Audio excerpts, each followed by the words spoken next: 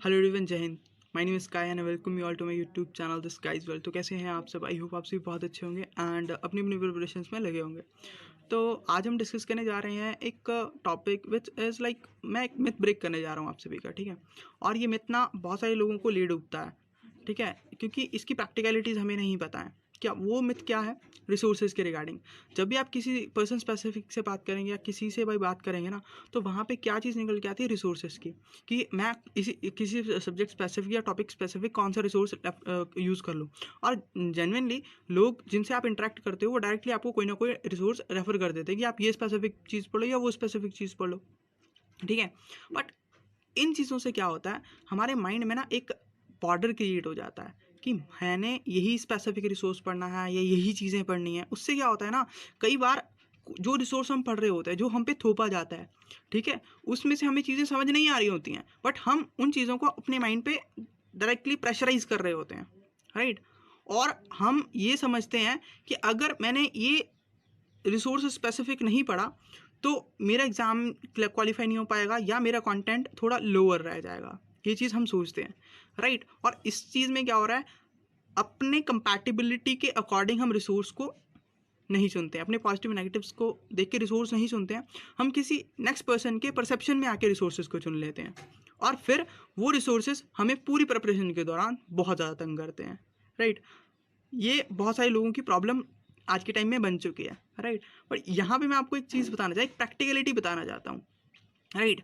अगर आप किसी भी टॉपिक से डील कर रहे हो, राइट, कोई भी करंट अफेयर टॉपिक है या देखो स्टैटिक तो होता ही है, अगर कोई करंट अफेयर टॉपिक है उसका स्टैटिक तो हो गई।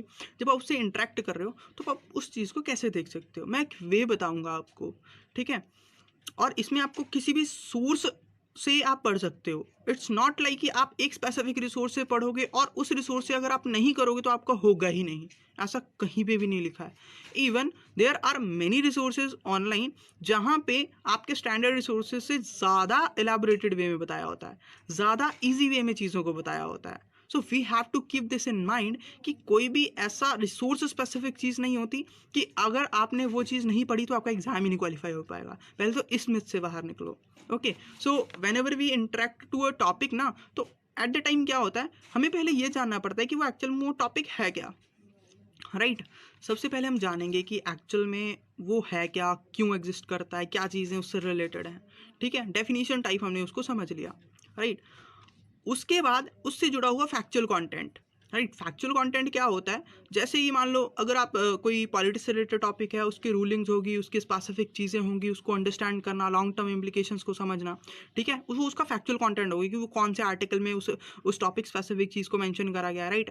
वहीं पे अगर आप देखेंगे कि जियोग्राफी का कोई कॉन्सेप्ट है या वहाँ पे कोई चीज़ों को मेंशन करा गया, तो वहीं पे चीज़ों को लिखा होगा, वहाँ पे आपको एक कंटेंट दिया होगा कि ये मैकेनिज्म इस वे में वर्क करता है, राइट। जैसे प्लेट टेक्टोनिक की थ्योरी होती है, उसमें सबडक्शन जोन होता है, राइट। बहुत सारी ऐसी चीज़ें होती हैं जो हमें अंडरस्टैंड करनी पड़ती है, जो आप वहाँ पे देख के समझ सकते हो। तो this is called a factual content, right.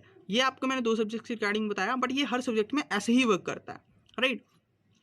अब फर्स्ट आपका हो गया कि डेफिनेशन टाइप उस चीज़ को समझ लिया, एंड देन उसका एक फैक्चुअल कंटेंट देख लिया कि उस चीज़ को, उस डेफिनेशन को वैलिडेट करने के लिए क्या क्या चीज़ें हमारे पास हैं। आफ्टर दैट उस चीज़ का इंपॉर्टेंट हो जाता है हिस्टोरिकल बैकग्राउंड, कि हिस्टोरिकली वो चीज़ कैसे इवॉल्व हो चुकी है। देखिए, फर्स्ट टाइम में आपने जान लिया वो चीज़ क्या है, अब फैक्चुअली उसके चीज़ें जो जो उससे रिलेटेड है वो आपको पता चल गई। अब हिस्टोरिकली उसमें क्या क्या चीज़ें हो रखी हैं, राइट, आप देख के आओगे स्टेप वाइज। और अगर वो एडमिनिस्ट्रेशन से रिलेटेड है, पॉलिटी से रिलेटेड है, या कोई आपके इकोनॉमिक डिसीजंस हैं, या कोई डिजास्टर आ रखी है, तो एट दैट इंस्टेंट क्या क्या चीज़ें वहाँ पे कैरी आउट करी जा चुकी हैं, राइट, उस चीज़ को आप समझेंगे, अंडरस्टैंडिंग बिठाएंगे। फिर जब आपको फैक्चुअल कंटेंट पहले से ही पता होगा, तो जब आप उन हिस्टोरिकल थिंग्स से इंटरेक्ट करोगे, एट द टाइम आपको एक जेन्युइन वाइब आएगी कि उस पॉइंट ऑफ टाइम पे कौन सी चीज़ सही से प्रोसीड करी गई थी और कौन सी चीज़ नेगेटिव वे से प्रोसीड करी गई थी, राइट। कौन सी सही थी, कौन सी गलत थी, राइट। वहाँ पे आप चीज़ों को समझेंगे और वहाँ से एक चेन फॉर्मेशन में इंफॉर्मेशन जनरेट होगी, और वो 2 चीज़ों के रिगार्डिंग होगी। एक तो होगा उस स्पेसिफिक टॉपिक के रिगार्डिंग आपका एक पॉजिटिव पर्सपेक्टिव जनरेट होगा, राइट। और वहीं पे उसी टॉपिक स्पेसिफिक के रिगार्डिंग एक नेगेटिव पर्सपेक्टिव जनरेट होगा, जिनको हम कहते हैं pros cons, right. Positive negatives आपको मिल जाएंगे उस टॉपिक के रिगार्डिंग। आफ्टर दैट जब इतनी चीज़ों से आप इंटरेक्ट कर चुके हैं, हिस्टोरिकल चीज़ों को देख सकते हैं, फैक्चुअली चीज़ों को देख चुके हैं, अंडरस्टैंडिंग बिठा चुके हैं, अब जब आप उस टॉपिक स्पेसिफिक से अंडरस्टैंडिंग बिठाओगे, जब आप उसकी करंट सिचुएशन को एनालाइज करोगे, करंटली उस स्पेसिफिक चीज़ के साथ क्या क्या चीज़ें रिलेटेड हैं और उसको कैसे कैरी आउट करा जा रहा है, तब आपके माइंड में एक फिक्स्ड वाइब होगी और आपको आपका वे फॉरवर्ड, जिसको हम कहते हैं ना कि हमें वे फॉरवर्ड सर समझ नहीं आता, हम कैसे लिखें, हमें अंडरस्टैंडिंग नहीं बिठाई जाती कि कंक्लूजन कैसे लिखें, कैसे उसको कैरी आउट करें। तो जब आप एक स्टेप फॉर्मेट में इन चीज़ों को करते हो ना, तब आपको चीज़ें समझ आने स्टार्ट हो जाती हैं कि आपने कंक्लूजन कैसे लिखना है, आपको एक्स्ट्रा एफर्ट नहीं डालनी पड़ती। बट हाँ, हम यहाँ पे अलग अलग चीज़ों पे, लाइक रिसोर्सेज पे, आपके कंटेंट पे बहुत ज़्यादा ओवर डिपेंडेंट है, जिसकी वजह से क्या होता है, हम अपने माइंड का यूज़ नहीं कर पाते, ब्रेनस्टॉर्मिंग नहीं कर पाते। पर जब हम स्टेप वाइज चीज़ों में ऐसे इंडल्जिंग होके किसी टॉपिक को पढ़ते हैं ना, तो कंक्लूजन या उन चीज़ों में हमारा ज़्यादा एफर्ट्स नहीं लगती है।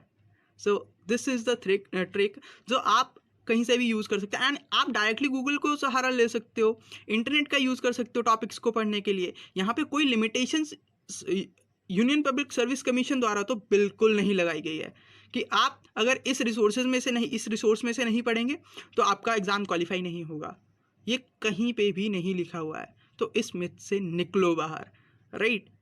Focus on your goal, focus on your topic और उसको कोरिलेट करके देखो आपके PYQs एंड सिलेबस से, एंड उसकी अगर डिमांड पूरी हो रही है तो आपकी अप्रोच दी बेस्ट अप्रोच है।